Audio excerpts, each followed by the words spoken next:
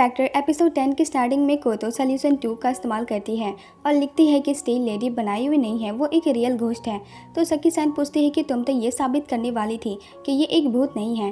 तो कोतो बोलती है कि हम अपनी बात रखकर इस भूत को झुठला नहीं सकते हैं कि वो एक भूत नहीं है, इसलिए हम उसे एक भूत ही रहने देते हैं। और अगर हम अपनी बात रखकर लोगों को यकीन दिलाएंगे कि वो एक भूत है तो हमें इस भूत को गायब करने का रास्ता भी मिल जाएगा और हमें बस भूत की आने की वजह बतानी है और भूत आना बंद हो जाएगा। फिर वो पब्लिक को बोलती है कि स्टील लेडी एक रियल घोस्ट है, लेकिन वो लोगों पे हमला क्यों करती है और वो एक भूत बनकर वापस क्यों आई है। तो एक पर्सन बोलता है कि वो एक अननोन इंसिडेंट में मरी थी, इसलिए शायद वो भूत बनकर आई है। तो कोतो बोलती है कि नाना से करीन की मौत को एक सुसाइड माना गया था। वो उस रात को बहुत डिप्रेशन में थी, इसलिए वो मरना चाहती थी और उसने खुद को बचाने की बिल्कुल भी कोशिश नहीं की। लेकिन वो उस स्टील बीम का इस्तेमाल हमला करने के लिए क्यों करती है जब उसकी मौत उसी स्टील बीम से हुई थी। और अगर वो समाज से बदला लेने आई थी तो आपको नहीं लगता कि उसका बदला पहले पूरा हो चुका है। नाना से करीन के ऊपर उसके पापा के मौत का इल्ज़ाम लगा था, इसलिए वो मीडिया से छुपती रही और अगर वो दोबारा कमबैक भी करती तो भी लोगों के ताने मिलने का डर उसे रहता। और स्टील लेडी के भूत बनकर आने की वजह यह है कि वो पब्लिक को अपनी प्रॉब्लम और सच बताना चाहती थी, ना कि उससे बदला लेना। लेकिन उसके इतने समझाने पर भी लोगों ने उसे समझने से मना कर दिया, इसलिए वो इतनी डेंजरस बन गई है। और अगर नानासे ने अपने डैड को मारा होता तब वो भूत बनकर क्या समझाने आती। लेकिन नानासे करीन ने अपने डैड को नहीं मारा था, इसलिए वो दुनिया को सच बताना चाहती थी। लेकिन बात बस इतनी ही नहीं है, नानासे करीन की फॉलोइंग बहुत ज़्यादा थी, फिर भी उसके ऊपर मर्डर का इल्ज़ाम लगाया गया। और ऐसा इसलिए हुआ क्योंकि कोई जानबूझकर नानासे करीन को फंसाना और सुसाइड करने पर मजबूर करना चाहता था और वो उसके जाल में फंस भी गई थी और सुसाइड कर लिया। और ये इल्ज़ाम उसके डैड ने ही नानासे पर लगाया था। उसके डैड को लगा कि नानासे उसे मारने वाली है, इसलिए उसके डैड ने डायरी में सुसाइड नोट लिखा जो उनकी मौत के बाद सामने आया। लेकिन आपको नहीं लगता कि ये कुछ ज़्यादा ही ईजी था? अगर नानासे करीन ने अपने डैड को मारा होता और एक इंसिडेंट जैसा दिखाना चाहा तो उसे ज़रूर किसी सुसाइड नोट की टेंशन रही होगी और वो उसे तुरंत मिटा देती। लेकिन नानासे करीन ने अपने डैड को नहीं मारा था, बल्कि उसके डैड ने खुद की जान ले ली और ऐसा दिखाया कि ये इंसिडेंट था। और उसके डैड ने ऐसा इसलिए किया क्योंकि वो अपनी बेटी की सफलता को बर्बाद करना चाहते थे। ये लेकर को तो अपने मन में सोचती है कि ये स्टोरी सच भी हो सकती है। फिर हमें पास्ट का सीन दिखाया जाता है जहां उसके डैड अपने फ्रेंड के सामने अपनी बेटी की बुराई करते हैं क्योंकि उसके डैड को लगता है कि वह अपनी बेटी की कमाई खाते हैं। इसलिए नानासे करीन अपने डैड को नीचा दिखाती थी और कोई भी उनके परवाह नहीं करता, इसलिए उनके बीच नफरत पैदा हुई और उन्होंने एक नोट लिखा और खुद की जान ले ली। और उनके मरने के बाद वो नोट सामने आया और मीडिया नानासे करीन से क्वेश्चन पूछने लग गई। लेकिन नानासे करीन किसी तरह वहाँ से भाग जाती है और कोने में जाकर रोने लगती है। फिर प्रेजेंट में कोतो बोलती है कि नानासे करीन के मरने के बाद उसकी आत्मा दूसरी दुनिया में गई और वहां जाकर उसके डैड के मुंह से सारा सच सुना। ये देखकर सकी सैन बोलती है कि ये कुछ ज़्यादा नहीं हो गया? तो कोतो बोलती है तो फिर उसे कहाँ से पता चलता।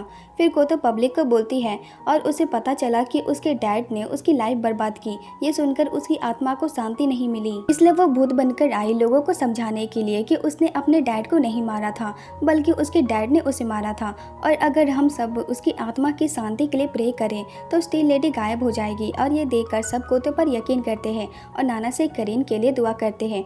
और वहीं दूसरी तरफ नानासे करीन कमजोर पड़ जाती है, जिसे कुरो बहुत आसानी से उसे मार रहा होता है। और ये देखकर सकी सैन बोलती है कि स्टील लेडी कमजोर हो गई है। तो कोतो बोलती है क्योंकि हमने भूतों पर यकीन करने वाले लोगों को अपनी सपोर्ट में कर लिया है, लेकिन अभी भी हमारी जीत पक्की नहीं हुई है। तभी एक पर्सन बोलता है कि स्टील लेडी बस इस दुनिया में तबाही मचाने आई है और उसने एक डिटेक्टिव को भी मार दिया है। ये देखकर कोतो समझ जाती है कि रिका सान अपना कंट्रोल फिर से बना रही है। अगर स्टील लेडी की दिखावट प्रॉपर भूत की तरह होती तो हम उसे सॉल्यूशन 2 में ही हरा देते। लेकिन स्टील लेडी का नाम मेरे लिए बहुत बड़ा कांटा है, लेकिन रिका सान मेरी स्टोरी से पूरी तरह मना नहीं कर पाई, इसलिए हम इसी तरह स्टोरी बनाते रहे तो और भी लोग हम पर यकीन करेंगे। इसलिए अब हम सॉल्यूशन 3 यूज करेंगे। और वहाँ पर भी रिका सान खुद को दोबारा मारकर फ्यूचर देखने चली जाती है। फिर कोतो पब्लिक को बोलती है कि स्टील लेडी भूत नहीं है, वो एक इंसान का काम है, क्योंकि स्टील लेडी और नानासे करीन दोनों अलग अलग हैं। नानासे करीन पर मर्डर इल्ज़ाम लगा था, इसलिए उसने सुसाइड कर लिया। लेकिन उसकी बड़ी बहन उस बात को नहीं मान रही थी कि उसने खुद से इतनी भयंकर मौत मरी। तो एक पर्सन बोलता है कि मैंने इंटरव्यू में देखा था कि उसने कहा था कि वो बॉडी उसकी बहन जैसी नहीं लग रही थी। तो कोतो बोलती है कि जब कोई फैमिली मेंबर सुसाइड करता है तो सब कोशिश करते हैं कि शक उस पर ना जाए, लेकिन हात्सुमी ने ऐसी गवाही दी थी जिससे शक उस पर और भी ज़्यादा किया गया था और हात्सुमी शुरू से यह मना कर रही थी कि वो बॉडी उसकी नहीं है। तो एक पर्सन बोलता है लेकिन डबल बॉडी तब दिखाई जाती है जब बिना फेस वाला लाश हो।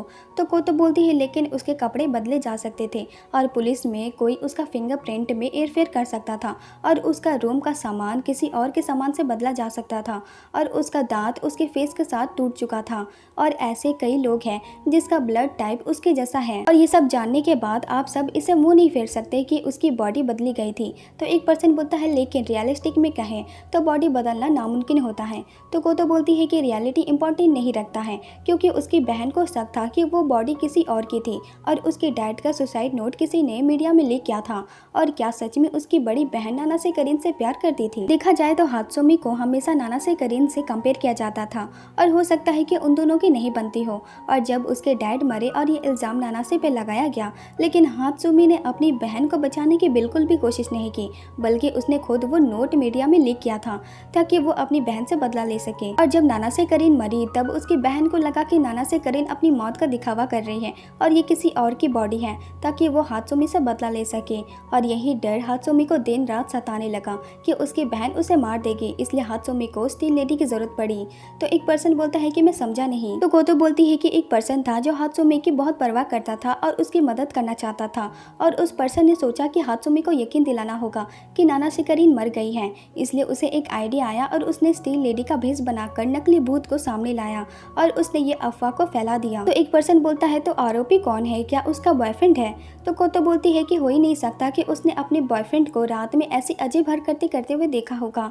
हम मान सकते हैं कि आरोपी सिंगल था और उसे अजीब हरकतें करने की आदत थी, लेकिन जब उसने हात्सुमी के लिए डिटेक्टिव का मर्डर कर दिया तब वो डर गया और हात्सुमी के पास गया। और स्टील लेडी कोई भूत नहीं है, हमें बस उस पर्सन का जल्दी पता लगाना होगा। तो सकी-सन बोलती है कि तुम्हारा थर्ड सॉल्यूशन में सब यकीन कर रहे हैं, लेकिन कोतो देखती है कि अभी भी स्टील लेडी कमज़ोर नहीं पड़ी है और उसने कुरो को फिर से मार दिया है। तभी रिका-सान बोलती है कि अगर उसे हात्सुमी को शांत करना था तो उसे एक शांत भूत बनाना चाहिए था, लेकिन उसने डेंजर भूत बनाया जो लोगों को मारती है। और जब उसने एक मर्डर कर दिया तब तो हात्सुमी का डर और भी बढ़ गया होगा और उस पर्सन ने हात्सुमी का दिल तोड़ दिया। इसका मतलब आरोपी का मकसद तुम्हारे सॉल्यूशन से मैच नहीं करता। और वहीं दूसरी तरफ कुरो उस फ्यूचर को पकड़ने ही वाला होता है जहां सब कोतो पर यकीन करें, लेकिन उससे पहले वो फ्यूचर गायब हो जाता है क्योंकि रिका ने जो कहा उस पर सब यकीन करने लग जाते हैं और कोतो का सॉल्यूशन को झूठा बोलते हैं। और यही एपिसोड 10 खत्म हो जाता है। इसका नेक्स्ट एपिसोड जल्दी आएगा। और अगर आपको बॉयज़ लव सीरीज देखना पसंद है तो प्लीज़ आप हमारे दूसरे चैनल माय बॉयफ्रेंड को एक बार जरूर चेक कर लीजिएगा। फिर मिलते हैं नेक्स्ट एपिसोड में, तब तक के लिए सायोनारा।